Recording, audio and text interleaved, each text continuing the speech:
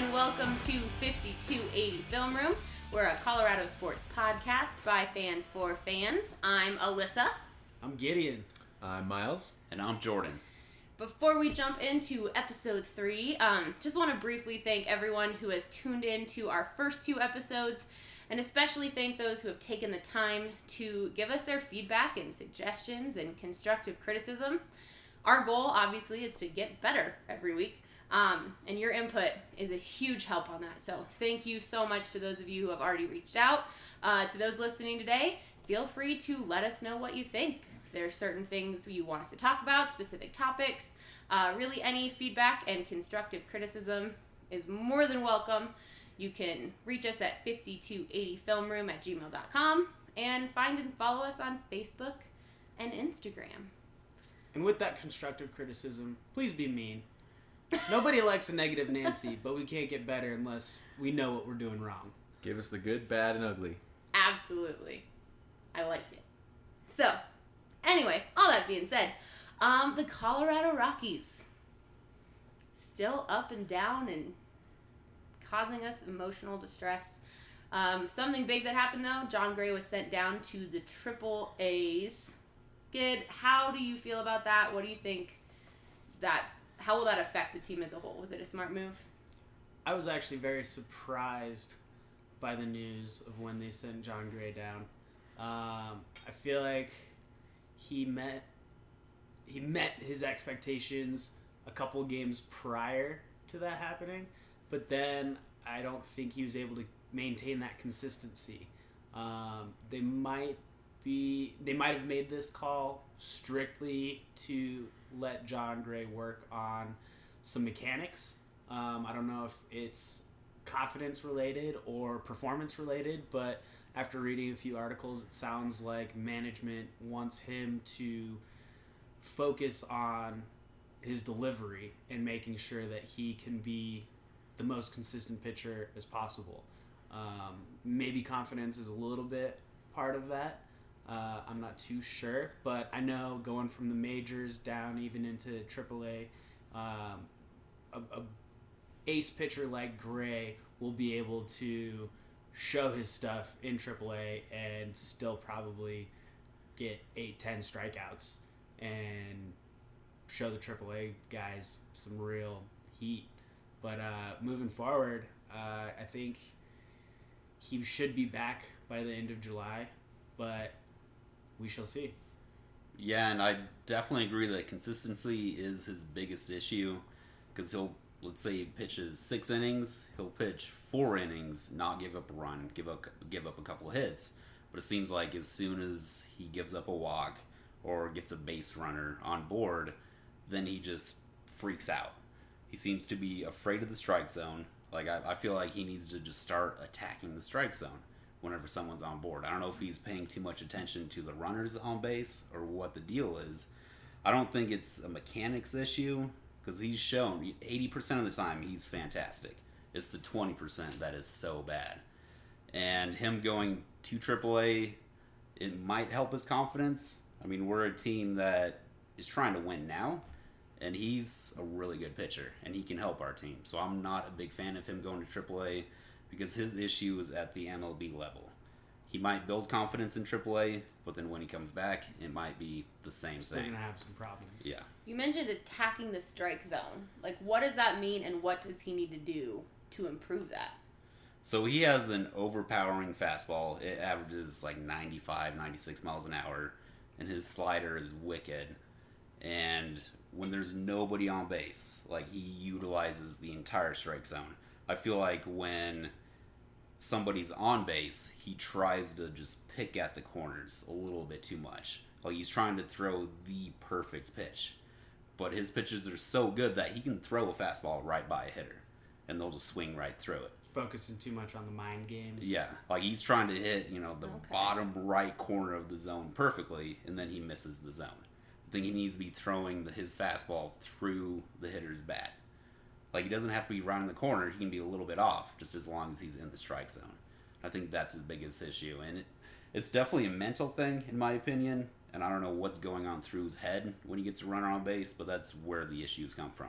Because he'll give up a walk, and then he'll get down 3-1 to a hitter after that, and then give up a walk, or he'll give up a hit, and then it just seems to just downfall from there.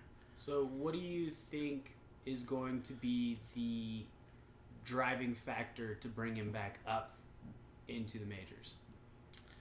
Maybe it's the fact that he can actually attack the strike zone a little bit more in AAA.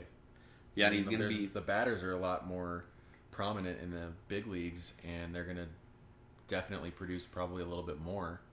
You will find those outliers, but you can expand. I don't know. Yeah, he's going to be facing lesser hitters in AAA for sure. And maybe, I'm not a pitching coach, not yet. Maybe the Rockies will hire me eventually. We'll see. But wink, wink, nudge, nudge. Yeah. But it is all mental for him, so maybe he needs to face lesser batters to get his confidence up to really attack the strike zone. If he were to pitch every batter the same, well, not every batter the same way, but if he were to approach a situation to where if he was facing this batter with nobody on base or with people on base, if he approached them the same way, he would be fine. But my fear is that he's going to dominate AAA, which I'm confident that he will, but then I think he'll run into the same problems that he's been having, and we just lost Gray for a month, who is a good pitcher. Like, I don't think he's hurting our team right now. Like, he hasn't been good, but I would still say he's one of our better pitchers. So without Gray moving forward, especially with the All-Star break coming up, how do you think the Rockies are going to fare within the NL West? Miles, are we down 6 games? Down 6 games in the division, but this is the time we got to push. We're under 500 right now. We've lost 5 of the last 8. But it's hard to justify dropping your ace when he's putting up over 100 strikeouts already this year, and no one else on our pitching in our bullpen has even had that. Nowhere close. Well, Gid, you mentioned the timing. He had this great game.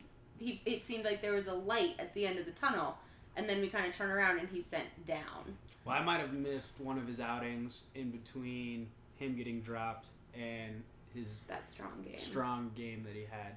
I think he only gave up 2 earned runs over 6 or 7 innings. Yeah.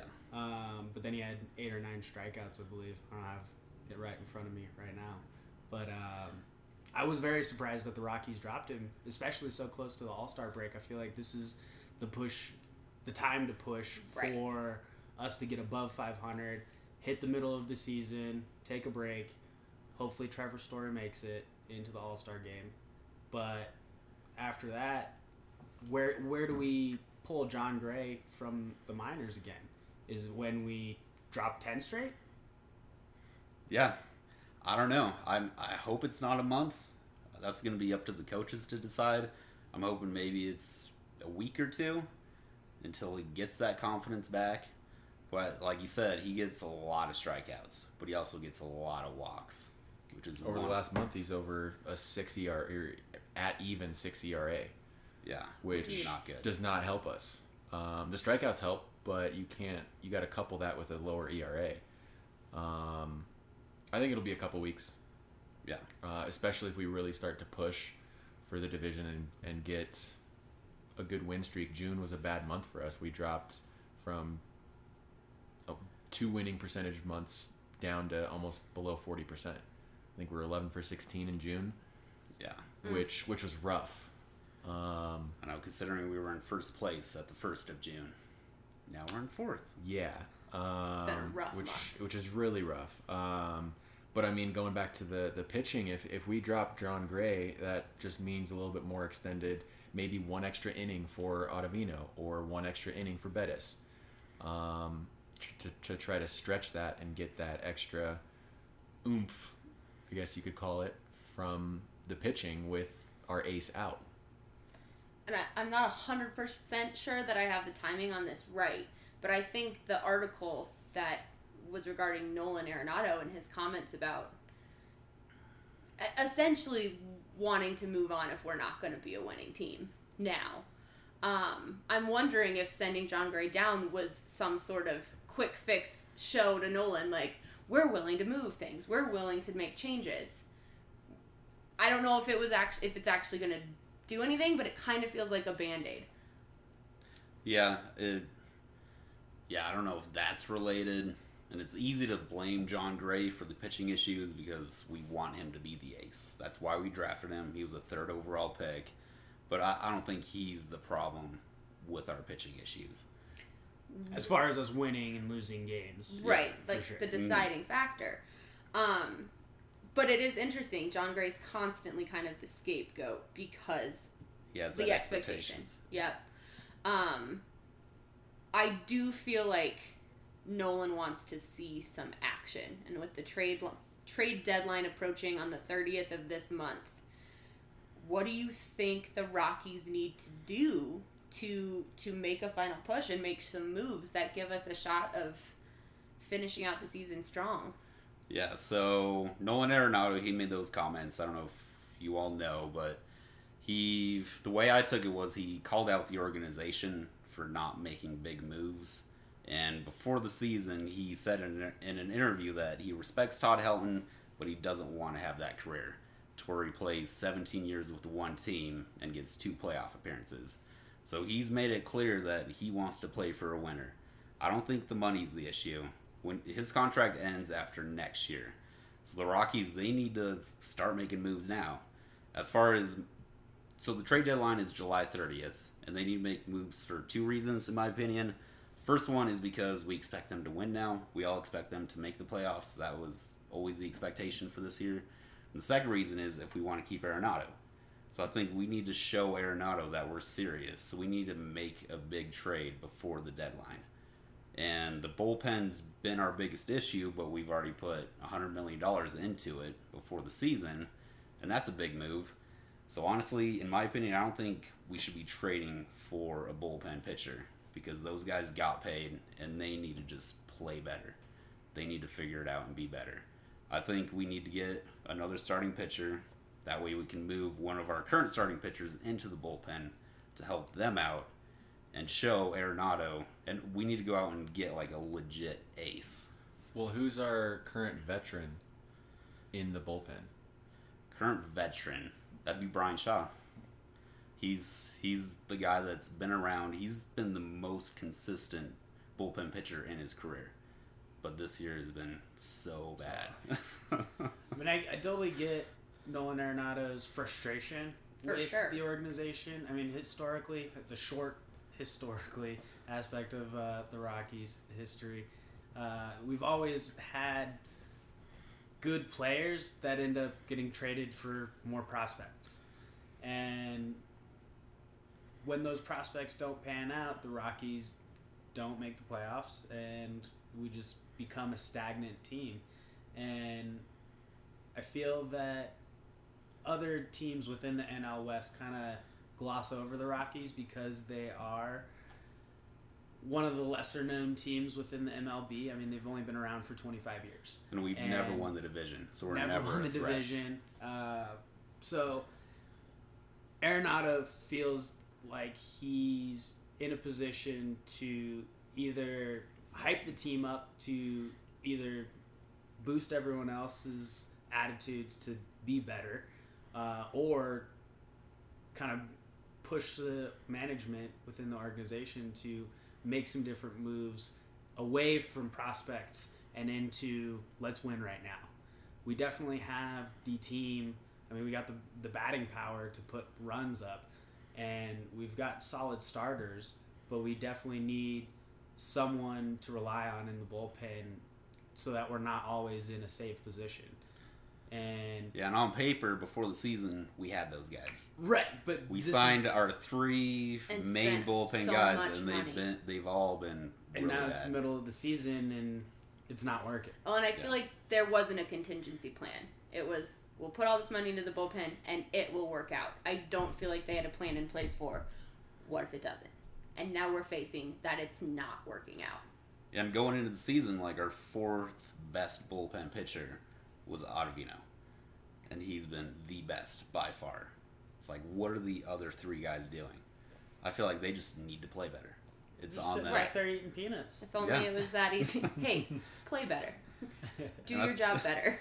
Based on Arenado's comments, I think we might be in a situation where, let's say the Rockies are not even in playoff contention towards the end of the season.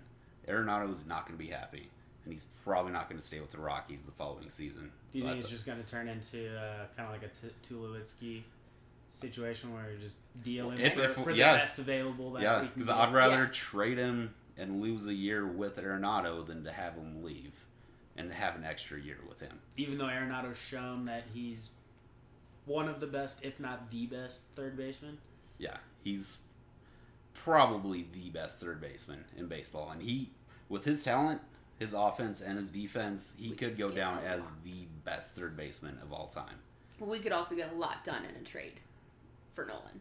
Yeah, at this point, I'm sure he would much rather be in LA, much rather be in New York or Boston.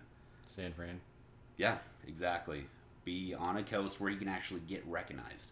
When you play with the Rockies, you're not on primetime TV. You know, people aren't really paying attention to you. So if we start winning, we would. Right. Yeah. I mean, and realistically, we should be winning with the talent we have, and something's off. But we're coming up on the All-Star break. We're kind of hitting that point in the season. We just got to see what they're able to correct and pull off moving forward. All-Star break is on the 13th of this month. It is literally around the corner. And it will be very interesting to continue covering the Rockies and seeing what moves are made and kind of what steps they take to straighten things out and to get things back on track the way they need to be. Yeah, I have a strong feeling they're going to make a big trade because of Arenado's comments. I agree. Do which you I think trade is great. Arenado this year? No. Not this year. You don't think so? Maybe after the season, that would be the earliest. Next season, maybe before the trade deadline, depending where the Rockies are at and how Arenado's feeling. But I don't think this season, because the Rockies, they're still in the division race, and I mean, well, it's a marathon, not a sprint. Yeah, and you would get a lot for Arenado right now, because it's better to trade him now with a year and a half on his contract than to trade him with a half year on his contract next year. Yeah, it'll So that's a definitely good point. be interesting to see how it all pans out. We are kind of coming up, like I said, on that All-Star break. Things are going to be a little quiet in terms of actual gameplay and coverage, but hopefully there's a lot happening within the front office that can get us in a place to move forward. Broncos are still on their summer break. Oh yeah, vote for Story. Oh yeah, vote for Story. Vote for Story. Broncos, we got 26 days until training camp. We are officially 18 days into summer break, and there have been no arrests. We're going to do this countdown every single week leading up to training camp. Good job on no arrests. Regarding the Broncos, because it is kind of quiet, we're going to start looking a little bit more in depth into individual rooms. And today we're going to chat a little bit about the running backs room by playing a game. And if you were ever in a long road trip with your friends or at camp, you probably played a ridiculous little game. Mom, put on your earmuffs. Called Fuck, Marry, Kill, where your friends give you 3 people and you have to pick one to fuck, one to marry, and one to kill. We are putting a football spin on this, and we are calling it Trade, Start, Cut. So, Miles, yes. when we consider running backs, out of Devontae Booker, Royce Freeman, and D'Angelo Henderson, who would you trade, start, cut? For me, the easiest decision would be to obviously start Freeman. I mean, we drafted him for a reason. We want a workhorse running back in the backfield that can carry the load throughout the season. Proved it in Oregon. I think he has the know-how, the physicality to prove that in the NFL. For me, it's up in the air as far as Henderson or Booker. I probably would trade Booker only because he's had more real life experience, able to get maybe a little bit more out of him. There is the argument for Henderson because he's more of an explosive, speedy guy. Right, for sure. But I would cut Henderson and trade Booker. All right. Who's that veteran presence in the running back room then, if we don't have Booker? He's still only, 3 years in? I wouldn't even give Booker veteran status at this Yeah, point. That's I don't the think thing. anyone's a veteran in the... Our running backs, He's been there, though. Jano? Well, yeah. I mean, I would say Booker. I'd give him veteran status just because he's got 3 years. Yeah. In, Yeah. in the NFL, we have a but room full of the young guns. newbies. the playing time that Booker's had does not qualify him to be a veteran. At He least doesn't to fit that have mold the yet. vocal fortitude within the locker room, in the running backs room. Yeah. I think Miles hit it spot on with start Freeman and trading Booker. Because as explosive and speedy as Henderson is, he's still undersized. And unproven. We haven't really seen Yeah. too much. But he's more of like a Ray Rice kind of stature. He's just a small little bowling ball that's going to punch some holes. Ray Rice or cross between Percy Harvin and Ray Rice. Yeah. With that speed, agility, Yeah. maybe. Now, just for the sake of this game we're playing, I'm going to take Booker and Henderson out of it. Gid, who would you trade, start, cut between Freeman, David Williams, and Philip Lindsay? Our 3 newbies. The noobs. Probably start. Well, Freeman's That's an easy Freeman's one. locked. Freeman's Yeah. locked as a That's an starter. easy one. I like Philip Lindsay, so definitely trade Lindsay and then cut Williams. That's so tough though because it's getting to the point where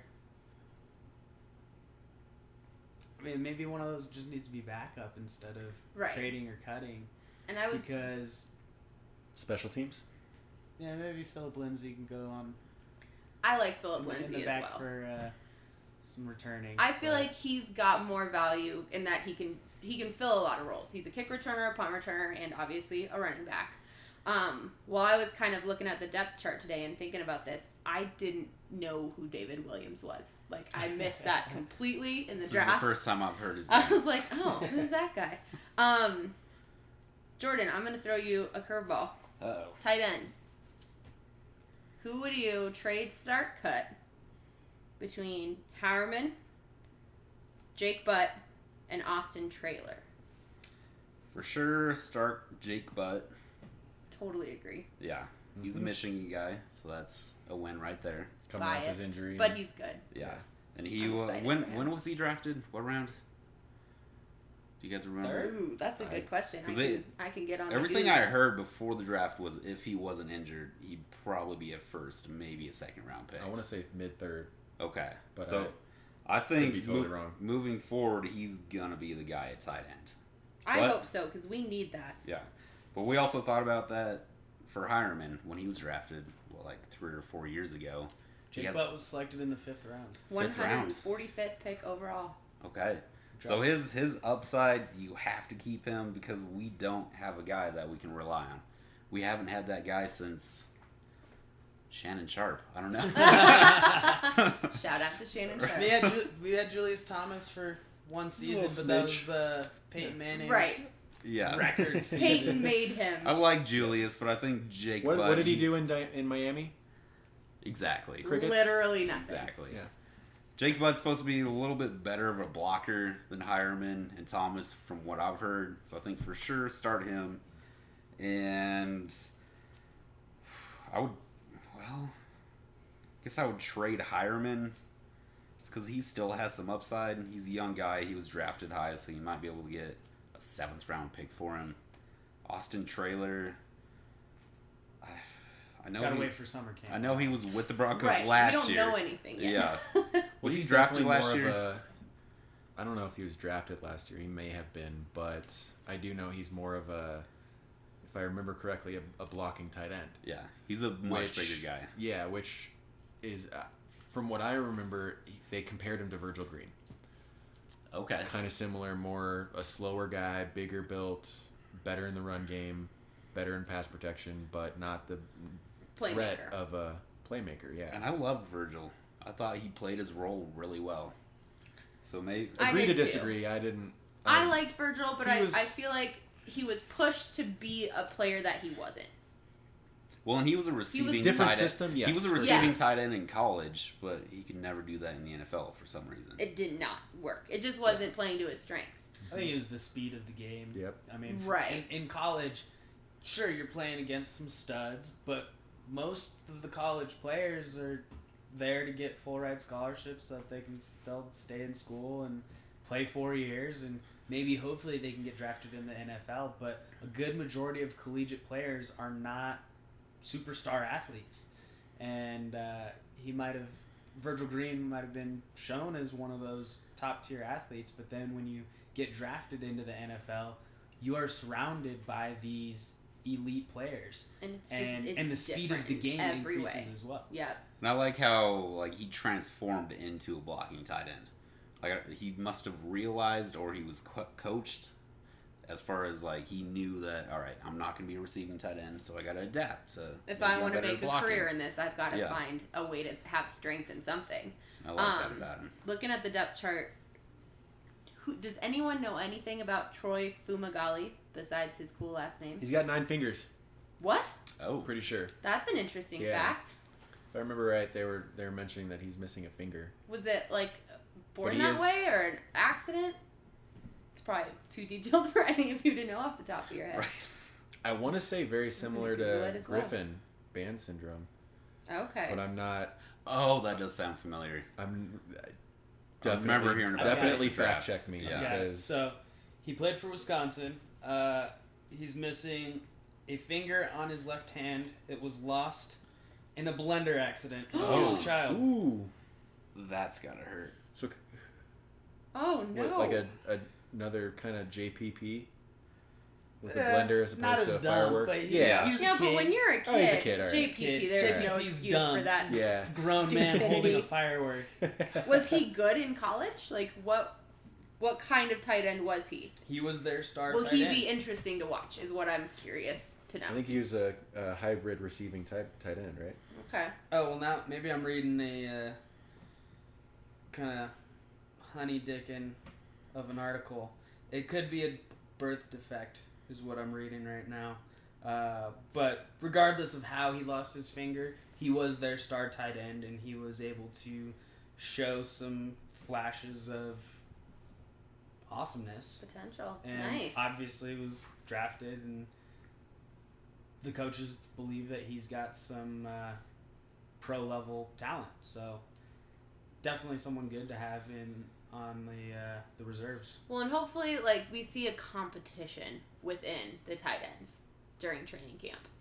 It's just kind of been this blasé position where it's we'll put whoever's not going to be the suckiest. We haven't had a fight for it. We haven't had anyone clawing to reach the top and be great.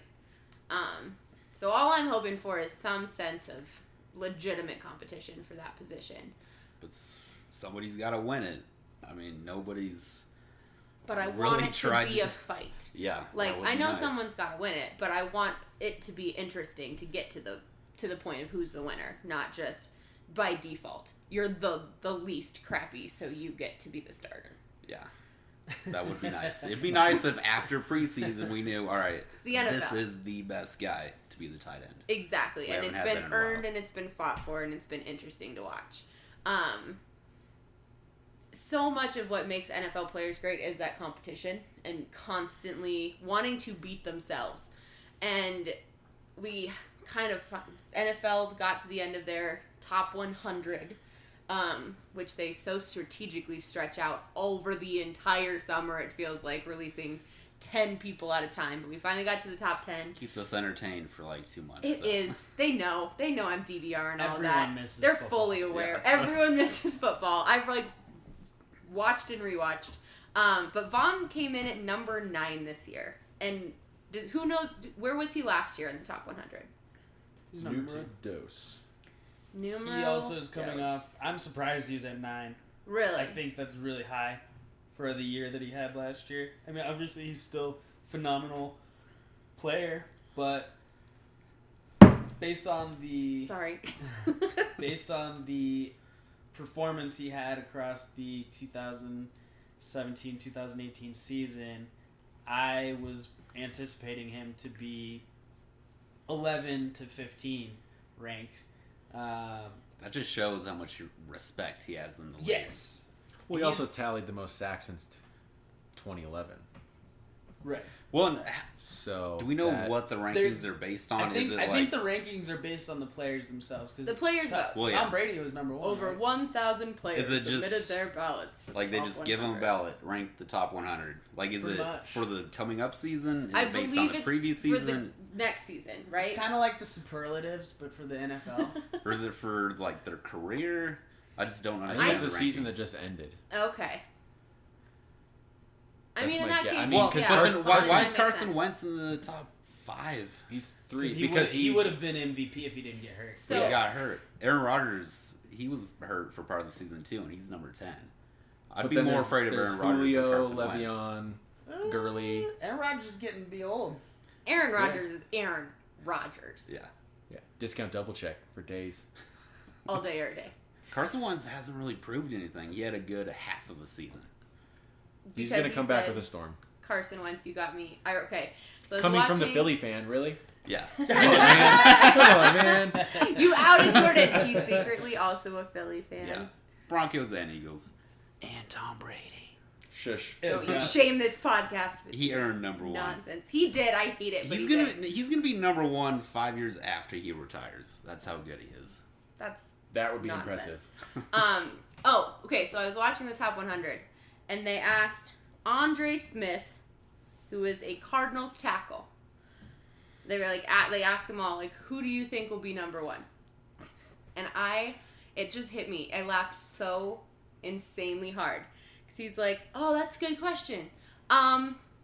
Probably Paxton Lynch. And then he stops and makes a confused face and goes, oh, no, I mean Carson Wentz. And I laughed and I laughed. And I went, this is the one time Paxton Lynch's name will ever be said in the top 100. And it's because Andre Smith got his names mixed up. I love it.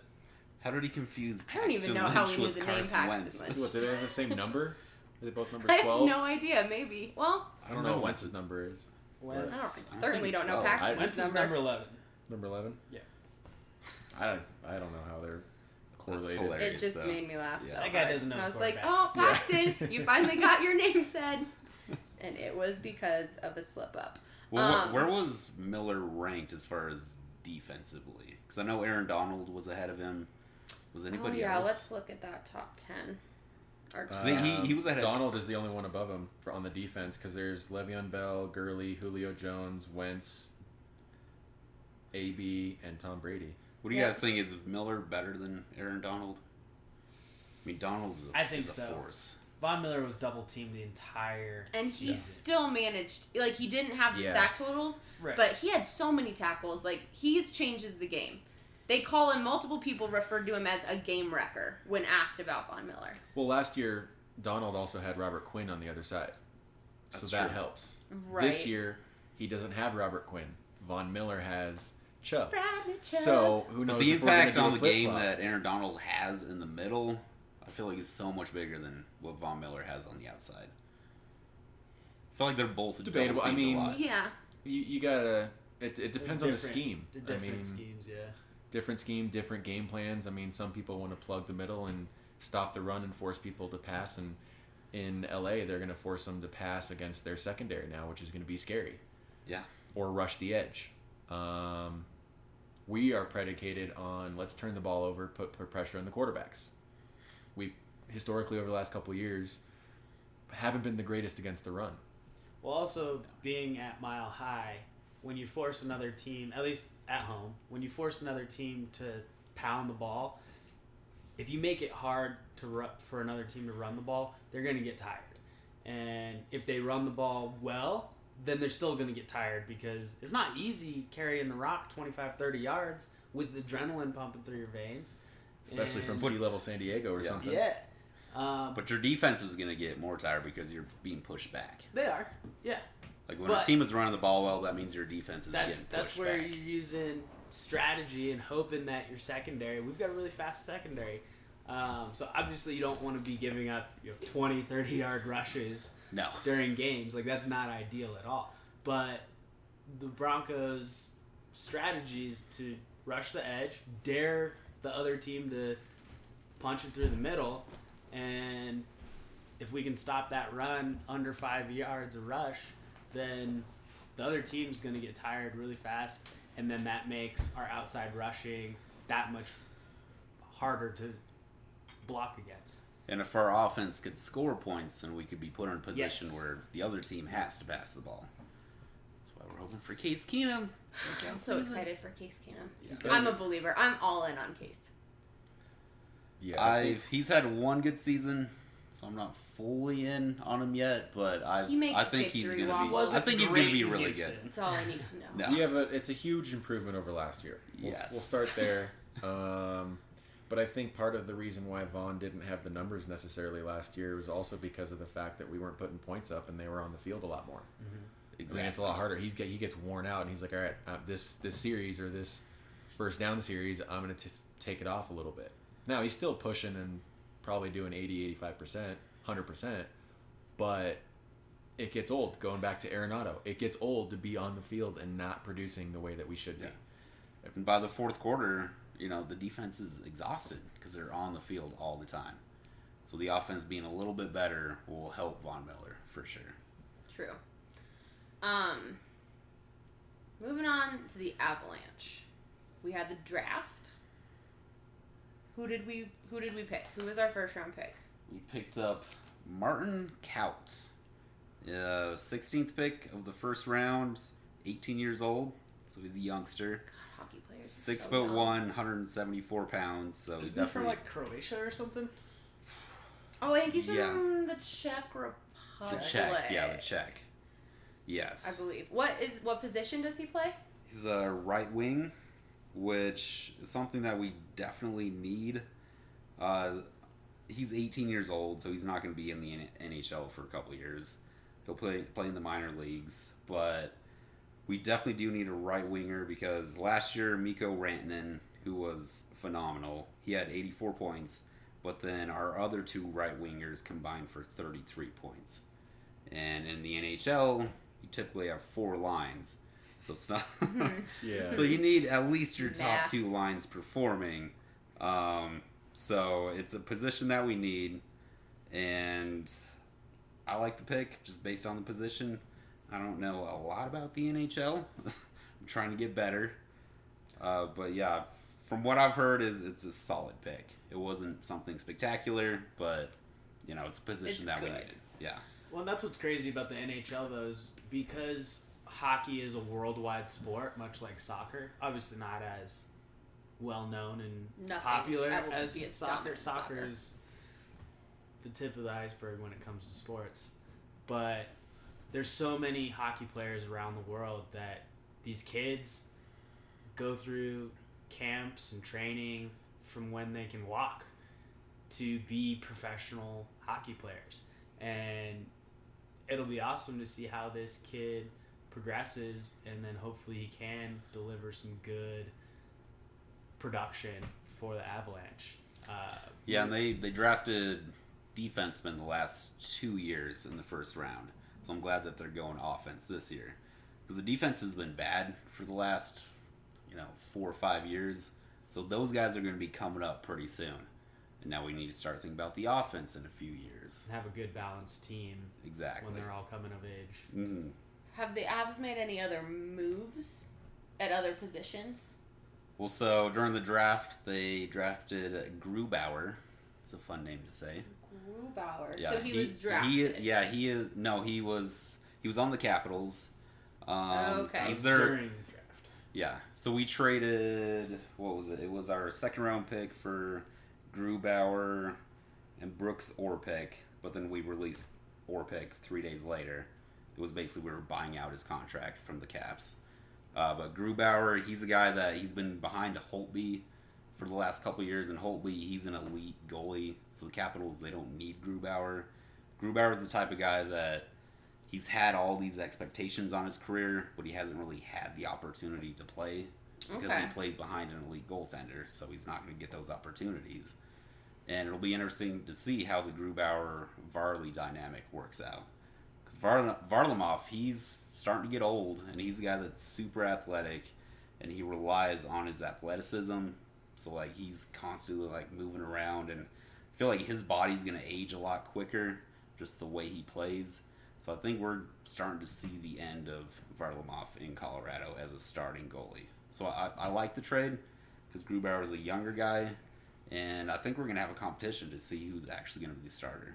That's exactly what I was going to touch upon. Was hopefully they can kind of learn from each other,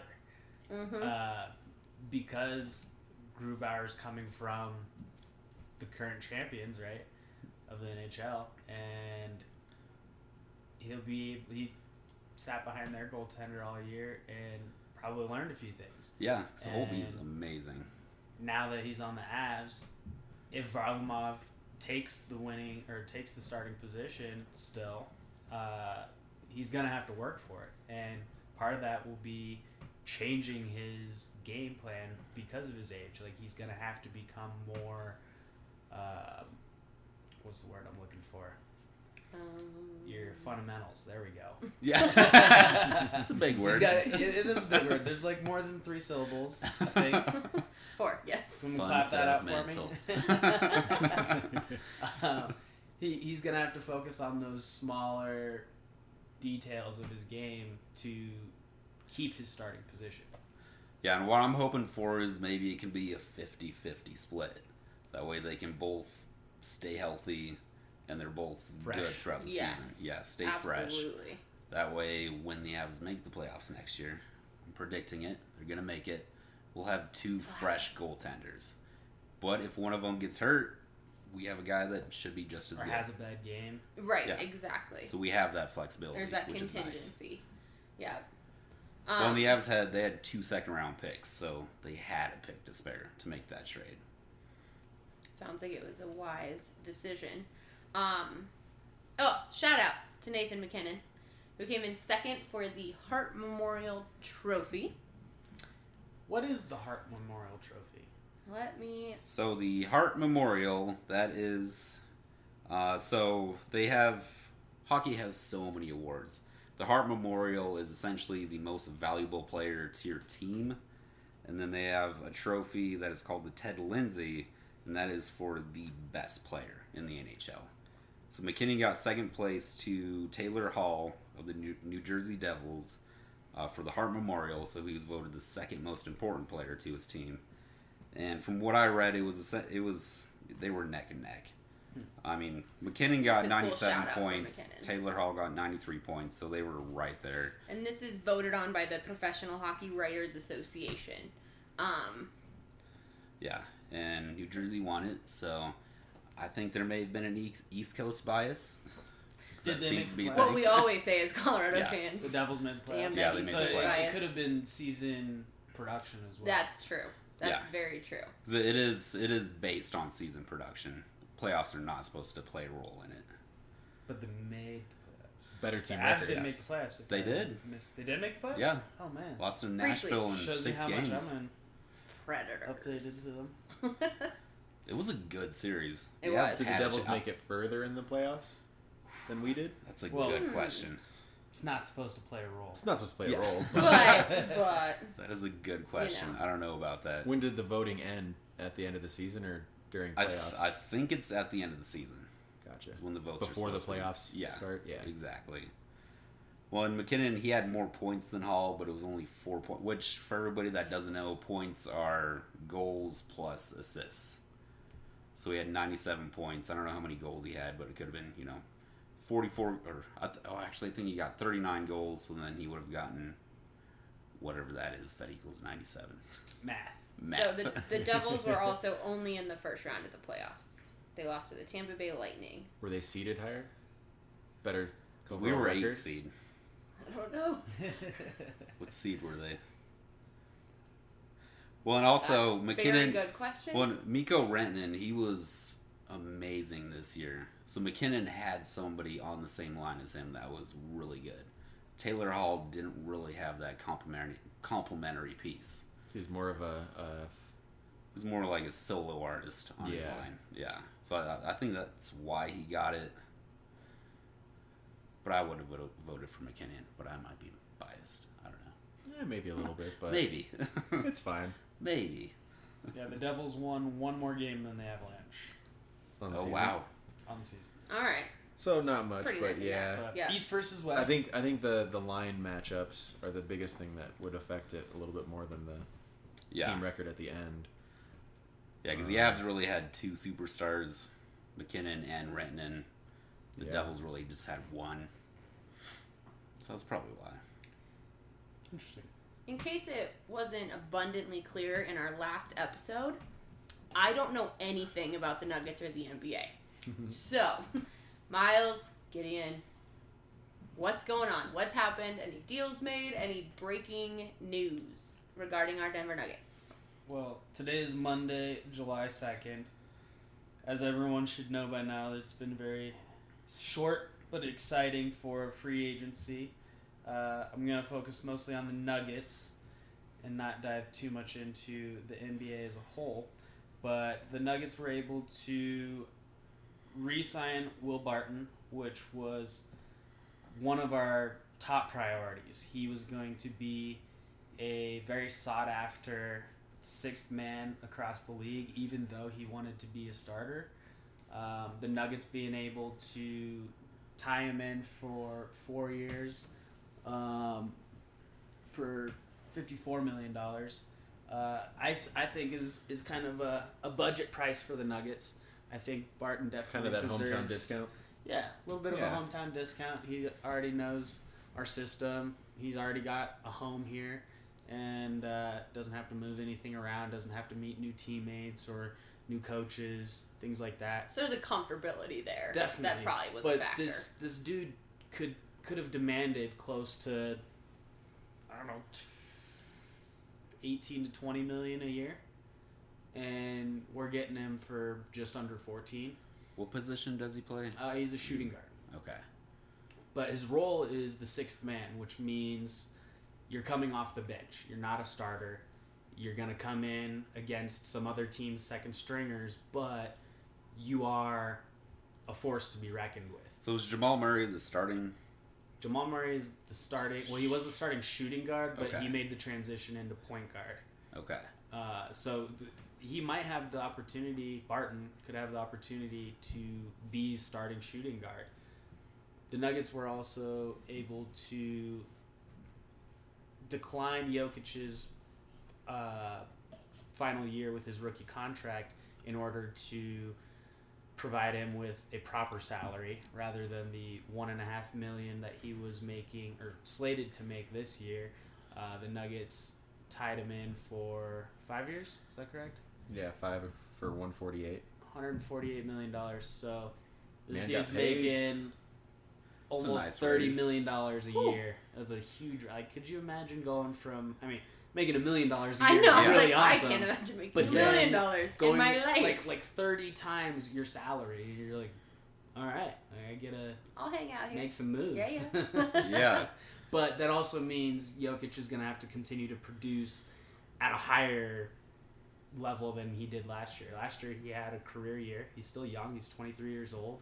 And I think a big factor for the Nuggets tying him in was to show him that he is our franchise player. Hopefully we'll be able to retain him throughout his career for at least most of it. That would be nice. I mean, we're in the market where people don't, as far as the Denver Nuggets, and we've briefly touched on it with the Rockies, that they don't stick around. It's hard Not if to you're not market winning. to the big name players. Only to very briefly touch on the NBA news. The Nuggets did push for a meeting with LeBron and his representatives.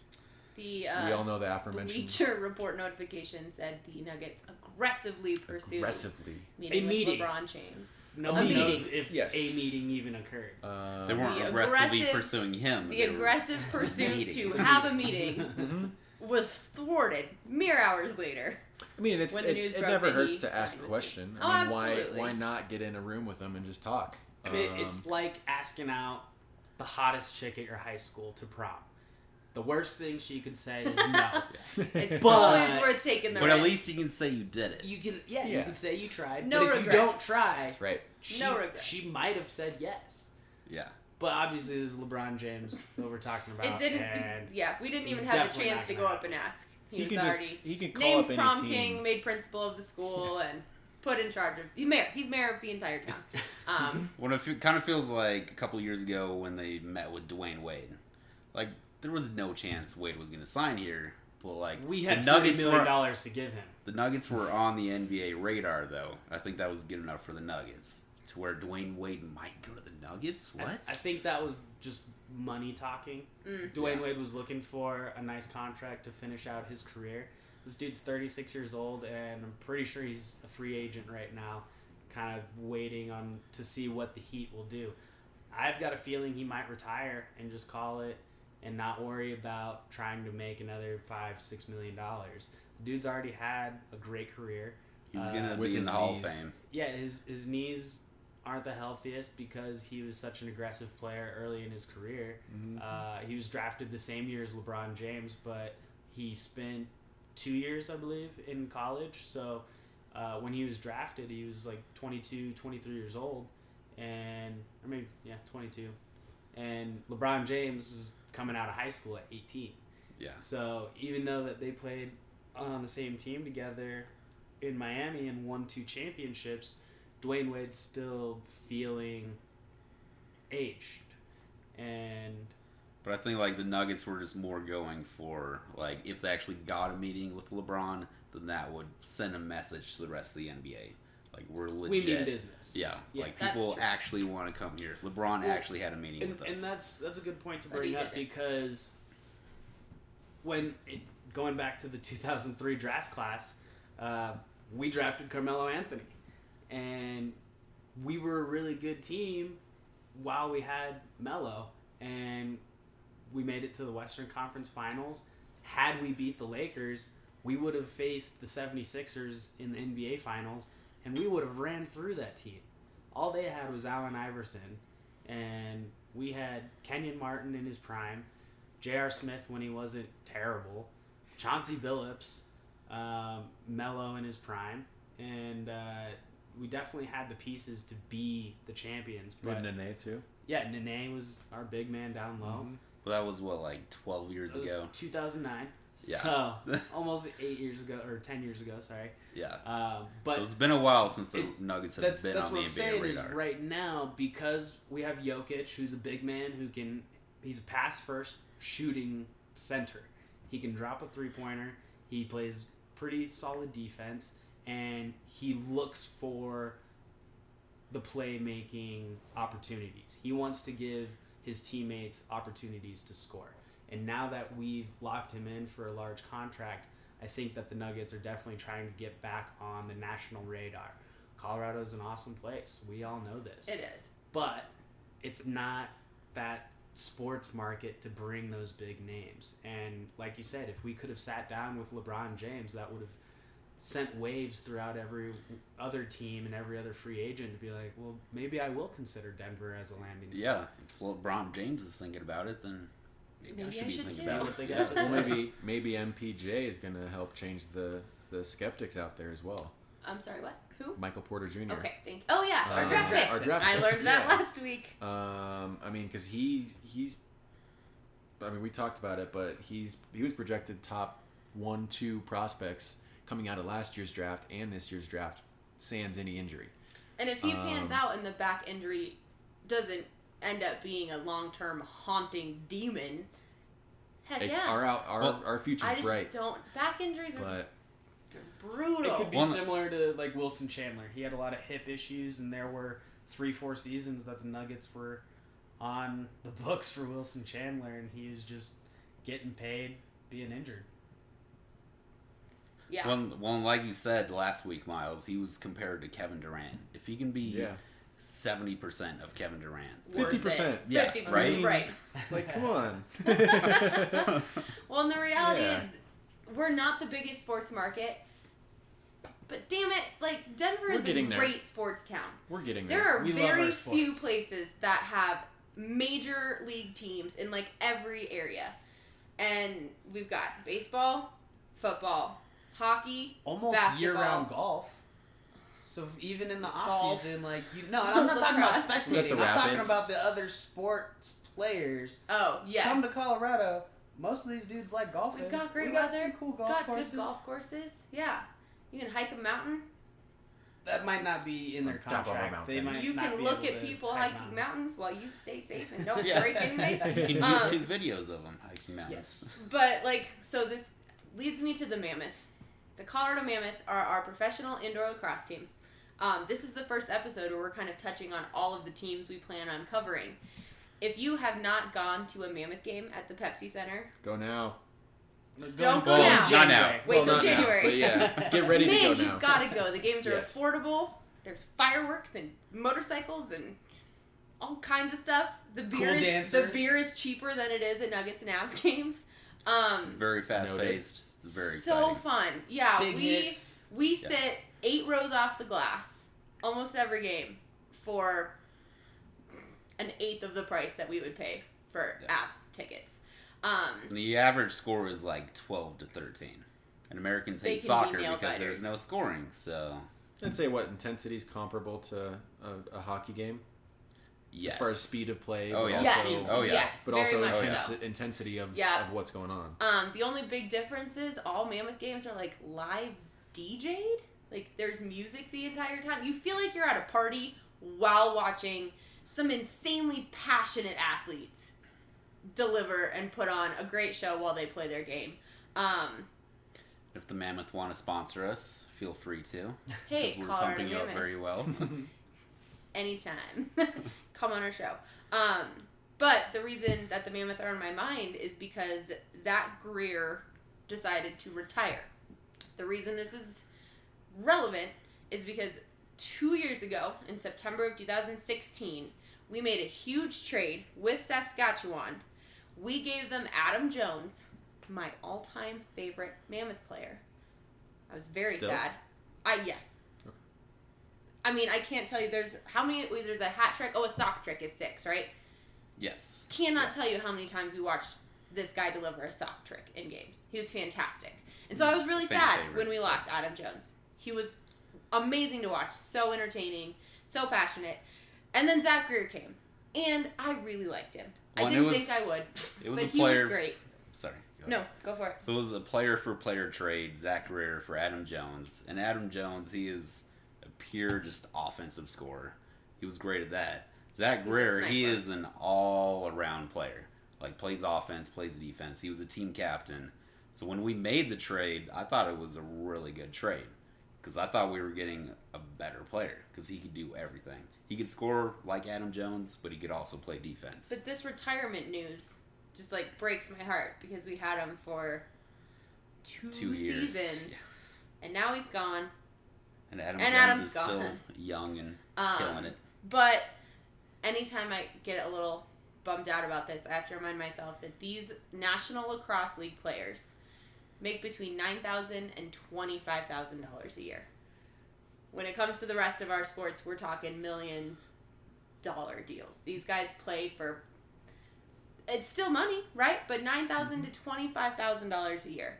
And I think that's part of what makes watching them so special, is they're doing it for the love of the game. They all have side gigs. They're teachers and construction workers and accountants in their real life, and then during the season they get to be pro athletes. And man, do they play their hearts out. Could you imagine only making $25,000 a year and being traded to Saskatchewan? Just being one day, guess you're moving to Canada. It wasn't your choice, but there you go. A Find a very new job, large too. majority of lacrosse players are Canadian, so I'm sure many of them wouldn't mind going home. Yeah. And But Canada having to seems pretty move great. that far away I'd go when to you've made a Canada. home in Denver. And It'd be same tough. with Zach Greer. He lived Yeah. in Saskatchewan. He had So to move we to wish Denver. Zach all the best. Thanks for your couple years. Adam, please feel free to come back Quick question: anytime. Do people actually throw socks if there's a sock trick? Yes, Yes, I have it's thrown socks awful. on the field. So fresh did you- socks? No, Yeah. No, off you my take feet them off socks. your feet. Yeah. Nice. All right. Do they donate them? Yes, they all get washed. I was gonna say maybe obviously, they and then take that part donated to on as part charities. of their salary if they get sock tricks. They don't have to buy socks for a year. I don't know if my socks would fit a lacrosse player. No, I'm not saying for them personally, but maybe Oh, family they got or kids. That's know, true. Yeah. Kids, wives, Yeah. socks for everybody. There Christmas you go. gift. That's your stocking bonus. stuffers. You get some socks, and you get some socks. Well, thank you guys so much for taking the time to tune in. Just to reiterate again, we would love your feedback, your criticism, good, bad, and ugly. As Miles said, like, we would love to hear from you. So this has been episode 3. You can reach us at 5280filmroom@gmail.com. Follow us and friend us on Facebook and Instagram. And we'll catch y'all later. Have a good one. Peace.